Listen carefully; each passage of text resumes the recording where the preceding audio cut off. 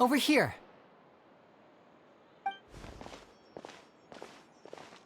Lynette's not joining us today? I've had her follow Gemma and see if we can make any inroads with her. They should be at a cafe right now. Still, I don't think that Gemma's likely to open up to us. So, we need a contingency plan. Today, we'll be looking into a guy named Lorenzo, Caesar's former pupil and assistant. When Caesar passed away, all the stolen goods discovered in his home were confiscated and returned to their rightful owners. But Lorenzo was the only one privy to all his magic secrets, and he inherited his craft. Before long, Lorenzo was the next big magician in town, his fame surpassing even that of his master, and it made him very wealthy. He's since left the magic scene, though, and these days, he's a wealthy businessman with his fingers in a lot of different pies. I had to pull a lot of strings, but I managed to get him to agree to a couple of drinks with me. Be warned, though, I hear he's got a hair-triggered temper. We'd best be careful.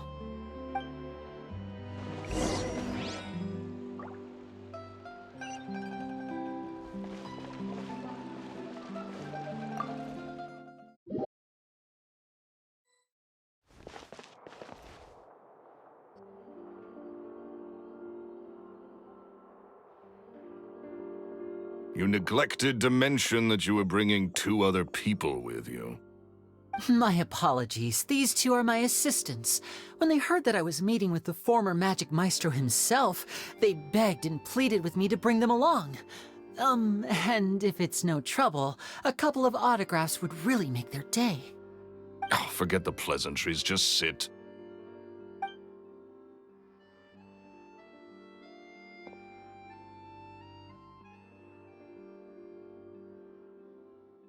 Get a load of this guy.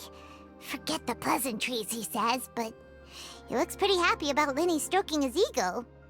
I only agreed to meet since we're both magicians.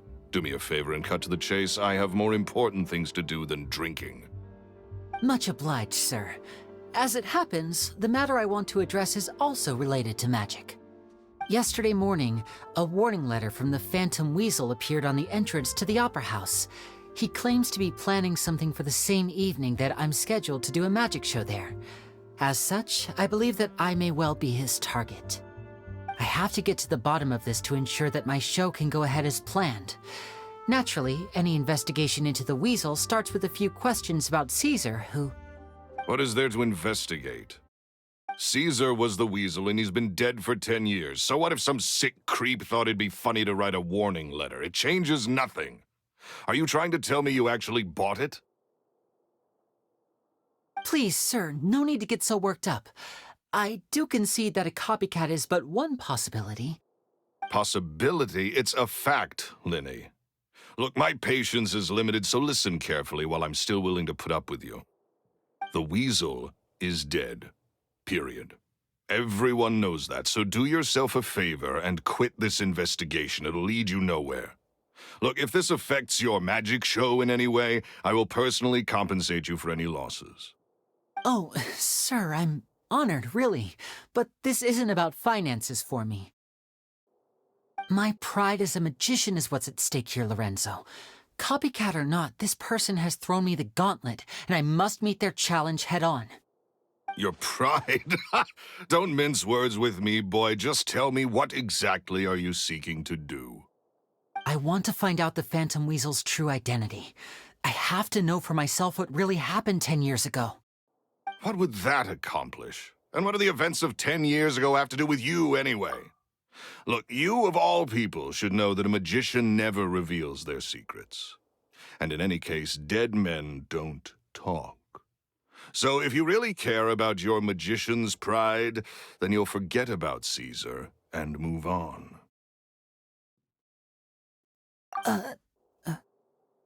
Uh-oh. This is getting awkward. Lorenzo? Is that? Oh, it is you! I know that big, booming voice anywhere. What's up, my man? Want to grab a drink with me? Another day, I'm busy. Oh, come on. You can't be all business all the time. You know what they say? Live fast, die young. You gotta learn how to kick back and relax once in a while. If I wanted your life advice, I'd ask for it. Now get out of my face and go be drunk somewhere else. Sorry, my good sir. I don't believe I've had the pleasure. Oh, hey! Edmondo. He and I are business pals. We worked together a bunch of times. This is your first time meeting him? Oh, he's always like this. Foul-mouthed and hard-nosed. Never heard a kind word out of this guy the whole time I've known him. And he wonders why he can't get a girlfriend, despite being, what, pushing 40, 30, something? Anyway, point is, a lot older than when he first got rejected by the girl he was into. And he's still into, from what I hear. Shut up and get out of my face. Another word out of you and you can forget about doing business with me ever again. Do I make myself clear? Sorry, I may have had a little too much to drink. All right, I'm gonna leave. Don't work too hard.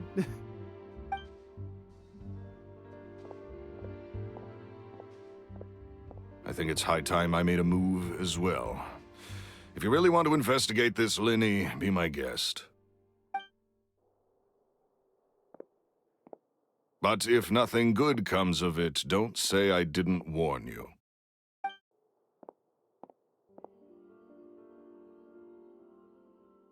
Well, that fell to pieces in a rather spectacular fashion. Any thoughts?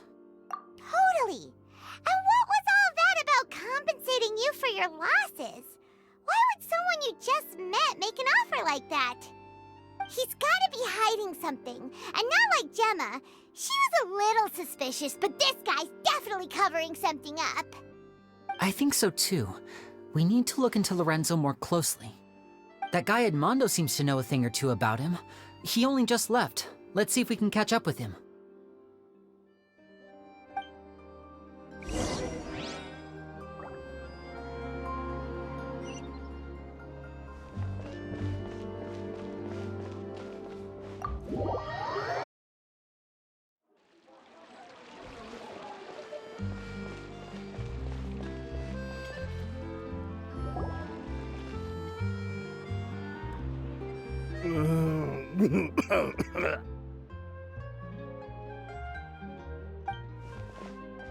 You okay there?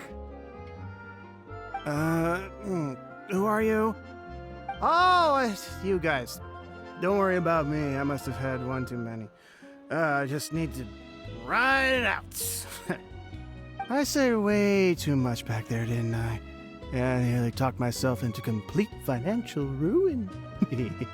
Note to self, no more drunken chats when Lorenzo's around. So, he was serious about threatening to cut you off? Ugh, Paimon knew he was a bad egg. Hey, keep your voice down.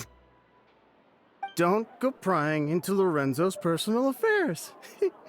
Bad things happen to people who ask too many questions or make an enemy out of him. What kind of bad things? Don't even ask. I'm sorry. I'm gonna have to cut this conversation short. I'm not crossing that line again. And take it from me, trouble with Lorenzo is one thing you don't need in your life. You saw him flare up back there. I don't know what you said to him, but clearly it touched a nerve. That's not a good sign. You're too young for this. Don't get in over your head. I'm leaving.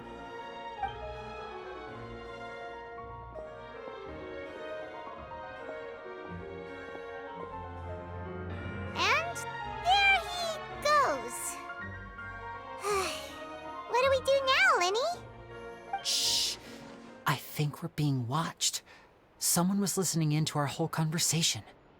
Don't say anything and don't look back. Any altercation in the city will attract the guards. We'd better take this elsewhere.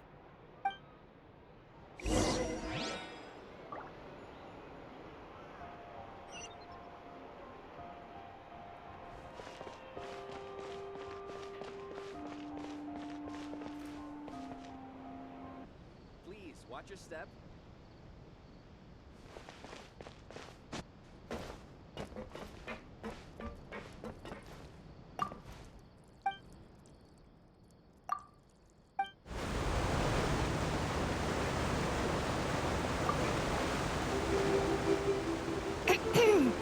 Welcome, passengers from abroad. Tour guide Elfan, at your service. The destination of this aquabus is Arrhenius. The island experiences rainy weather all year round. I do not know if this is due to the frequent visits of Lady Farina and the Chief Justice. I recommend that all passengers bring a raincoat. If you haven't got one and need to buy one now, don't worry. The Navia line runs all day, so you can simply catch the next boat. The construction of Clockwork Mecca has no restrictions outside of patent law. Other than the Fontaine Research Institute, many private workshops are engaged in researching and building all kinds of Clockwork Mecca. Some people will modify existing models, and other criminals will use Clockwork Mecca for theft, robbery, surveillance, and illegal exploration, among other activities. If you encounter such a situation, please report it to the nearest Marechaussee personnel immediately.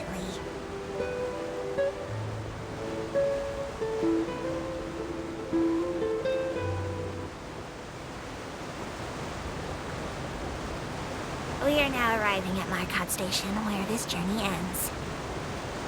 Any passengers interested in taking a commemorative photo of their aquabus journey are advised to do so at the Court of Fontaine Station on the Clementine line. This is because the atmosphere there is much livelier. Plus, my diligent colleague Aval keeps her boat in a much cleaner, photo-ready condition. And also, my Malazine hands struggle with holding cameras.